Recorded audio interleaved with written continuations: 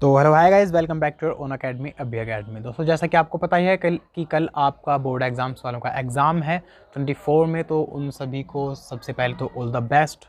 ठीक है, अब कल जिन जिन का हिंदी का एग्ज़ाम है 12th क्लास में, उन सभी के लिए मैं एक मॉडल पेपर लेकर आया हूँ और एक्सपेक्ट करते हैं हम इसमें से ज़्यादा आपके क्वेश्चन आएंगे। ठीक है फ्रेंड्स, लास्ट टाइम है, लास्ट कुछ ही घंटे तो बच रहे हैं अब एग्ज़ाम के लिए, तो इसलिए हम जो है सिर्फ कुछ जो क्वेश्चंस हैं इंपॉर्टेंट उनको देख लेते हैं। तो इस तरीके का आपका पैटर्न रहने वाला है जो मैं यहाँ पर दिखाऊंगा। ठीक है, तो सबसे पहले 3 घंटे 15 मिनट आपको एग्ज़ाम के लिए मिलने वाले हैं, आपको पता ही होगा। अब खंड कै पहला खंड जो है वो है, इसमें कुछ प्रश्न दे रखे हैं, उनके ऑप्शंस हैं, इसके बाद हमें इनमें से जो है सही जवाब लगाना है, सही ऑप्शन लगाना है।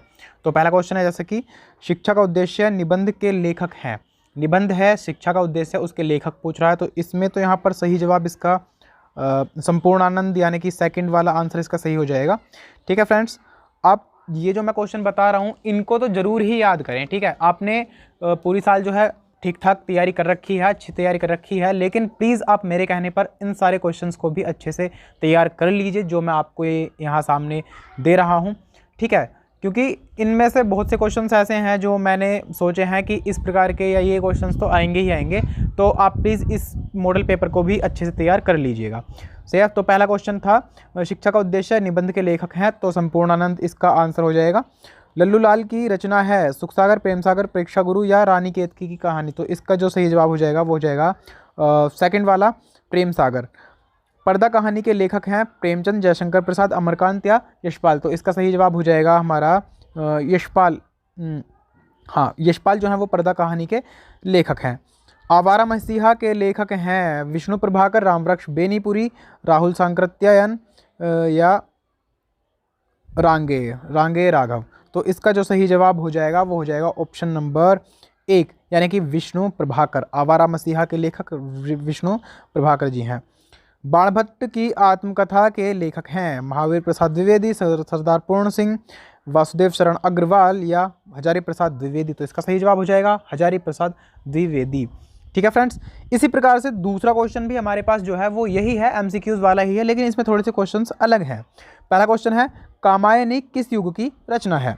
द्विवेदी, छायावादी, भारतेंदु या प्रगतिवादी, तो इसका जो सही जवाब हो जाएगा वो हो जाएगा सेकंड यानी कि छायावादी युग। कामायनी आपने सुना होगा ना, जयशंकर प्रसाद द्वारा रचित रचना है, तो छायावादी युग में इसकी रचना की गई थी। ठीक है फ्रेंड्स, निम्नलिखित कवियों में से कौन प्रगतिवादी युग का है? प्रगतिवादी युग का कौन कौन सा है उसको पूछ रहा है।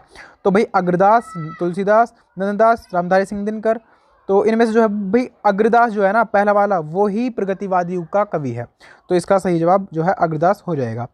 सेकंड है इसी प्रकार से तार सप्तक का प्रकाशन वर्ष है, ऑप्शंस दिए हुए हैं, इसमें से आई थिंक तार सप्तक जो प्रकाशित हुआ था वो 1943 में हुआ था, तो सेकंड जो ऑप्शन इसका वो सही हो जाएगा। द्विवेदी युग की रचना नहीं है पूछ रहा ऑप्शन है प्रिय प्रवास, साकेत, भारत या कामायनी। इसी प्रकार से नेक्स्ट क्वेश्चन है निम्नलिखित में से कौन सी कृति महाकाव्य नहीं है?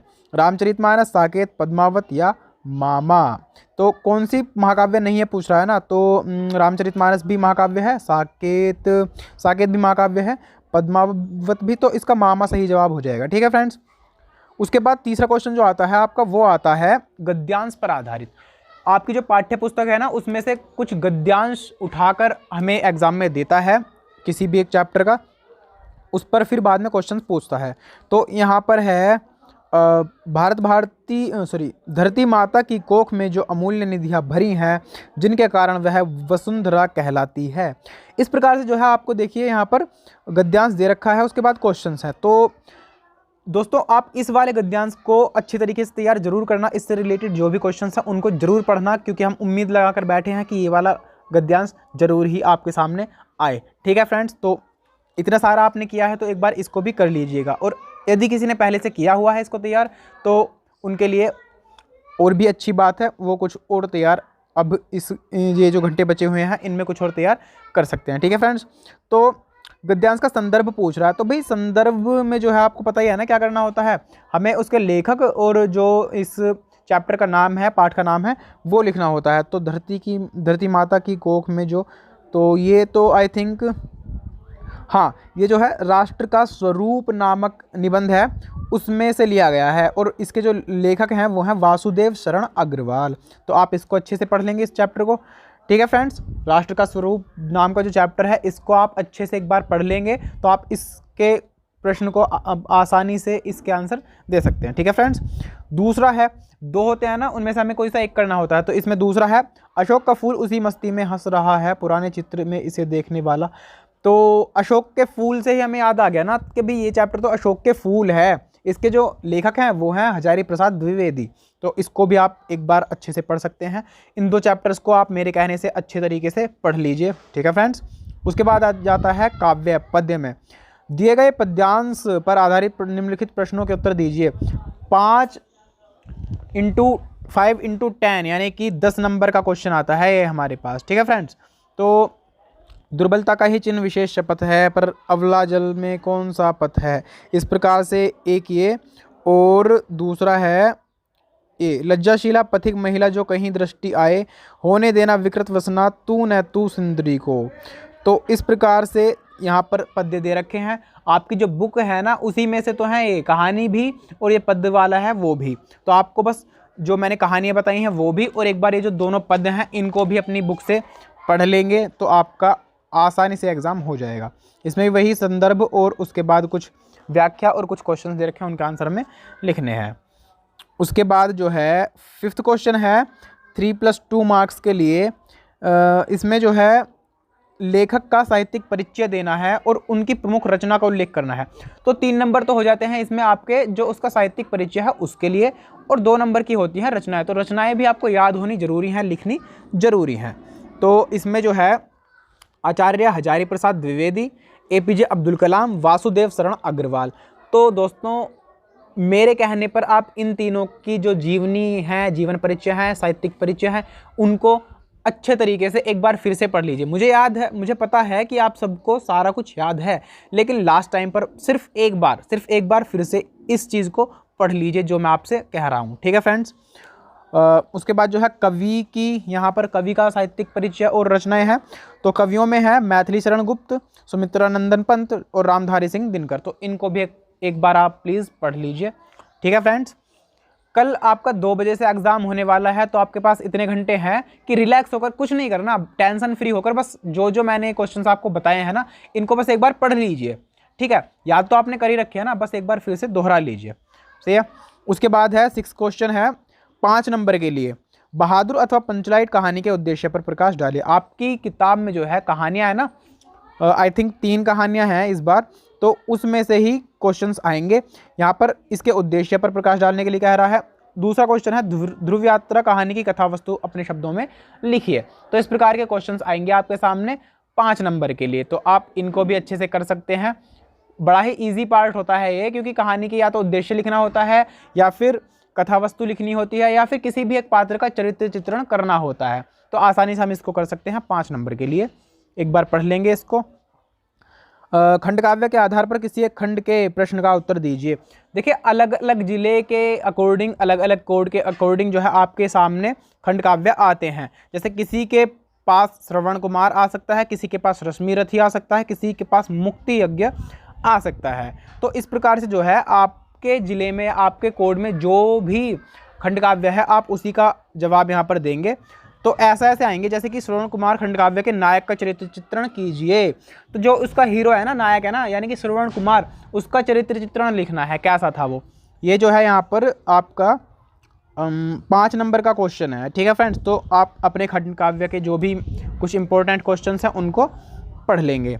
यही क्वेश्चन है सारा, बस आपको याद रखना है कि आपके ज़िले में या आपके कोड में कौन सा खंड काव्य लगा हुआ है। उसके बाद है संस्कृत। संस्कृत सबसे इजी पार्ट होता है इसका, 2+5 यानी कि 7 नंबर का क्वेश्चन है ये। इसमें हमें जो है संदर्भ लिखना है और उसका हिंदी में अनुवाद करना है। तो आपके पास मेरे ख्याल से 5 या 4 ही कहानियाँ हैं संस्कृत में, तो वो अच्छे से पढ़ लेनी है।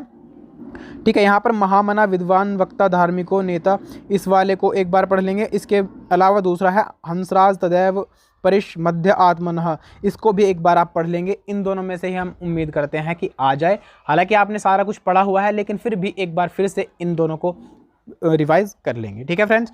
उसके बाद जो है कुछ श्लोक दिए गए हैं, पद्यांश दिए गए हैं, उनका भी इसी प्रकार से संदर्भ और हिंदी में अनुवाद करना है 7 नंबर के लिए।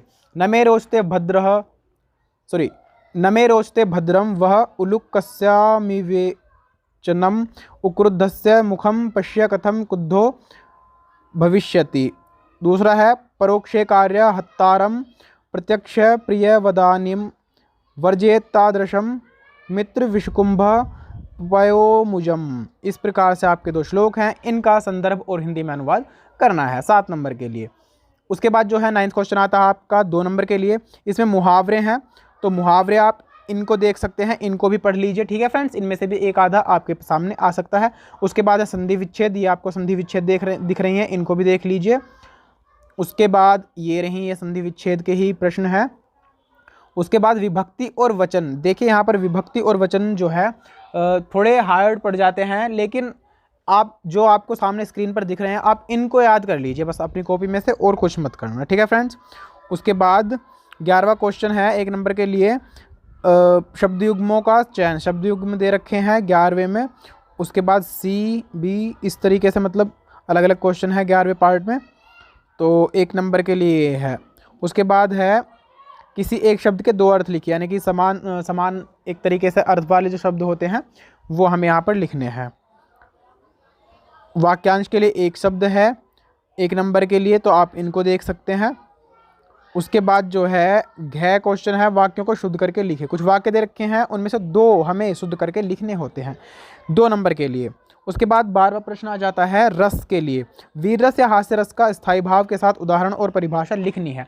रस तो सीधी सी बात है, सीधे सीधे से लिखना होता है, जहाँ पर अनुभाव, विभाव और संचारी भाव के संयोग से पुष्ट होकर जो भी वहाँ पर अब हमारा स्थायी भाव, जैसे वीर रस है, वीर रस का स्थायी भाव होता है उत्साह, तो उत्साह नामक रस की प्राप्ति होती है, वहाँ पर वीर रस होता है। इस प्रकार से मतलब हमें परिभाषा लिख देते हैं। सबकी ईजी सी परिभाषा होती हैं, और कुछ भी इसके हम उदाहरण लिख सकते हैं। जैसे कि वीर रस की लिखनी है तो हम लिख सकते हैं, चढ़ चेतक तलवार उठा करता था भूतल पानी को, राणा प्रताप सिर काट काट करता था सफल जवानी को। ठीक है फ्रेंड्स। उसके बाद है अलंकार, श्लेष और उत्प्रेक्षा।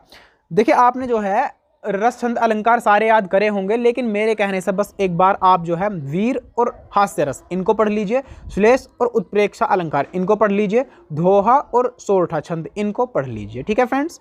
उसके बाद जो है बैंक में खाता खोलने के लिए बैंक प्रबंधक को आवेदन पत्र लिखना है, तो आप इस वाले पत्र को भी याद कर लीजिएगा। ठीक है। उसके बाद है शहर में फैली संक्रामक बीमारी की तरफ जिलाधिकारी का ध्यान आकर्षित करने के लिए आवेदन पत्र लिखिए, तो आप इन दोनों पत्रों को भी, प्रार्थना पत्रों को भी एक बार प्लीज़ याद कर लीजिएगा।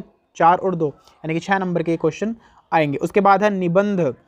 निबंध जो है आपको कुछ टॉपिक दे रहा हूँ मैं, आप इनको याद कर लेना। देखिए सबसे पहले तो देश में बेरोजगारी की समस्या, ये सबसे ज़्यादा ज़रूरी होता है, तो आप इसको कर लीजिए, उम्मीद करते हैं ये आए। उसके बाद जो है एक वृक्षारोपण का महत्व, इसको पढ़ लीजिए एक बार, और विद्यार्थी की राजनीति, विद्यार्थी और राजनीति, इन तीनों को आप अच्छे से पढ़ लीजिए, यही आपके एग्ज़ाम में देखने के लिए मिल जाएंगे। ठीक है फ्रेंड्स। तो इस प्रकार से हमारे यहाँ पर जो है आपका 100 मार्क्स का ये एग्ज़ाम हो जाता है। तो आप ये जो मैंने क्वेश्चंस आपको बताए हैं इनको अच्छे तरीके से तैयार कर लेंगे तो आपका एग्ज़ाम बड़ा ही अच्छे तरीके से हो जाएगा। एक बार फिर से सभी स्टूडेंट्स को मेरी तरफ से ऑल द बेस्ट।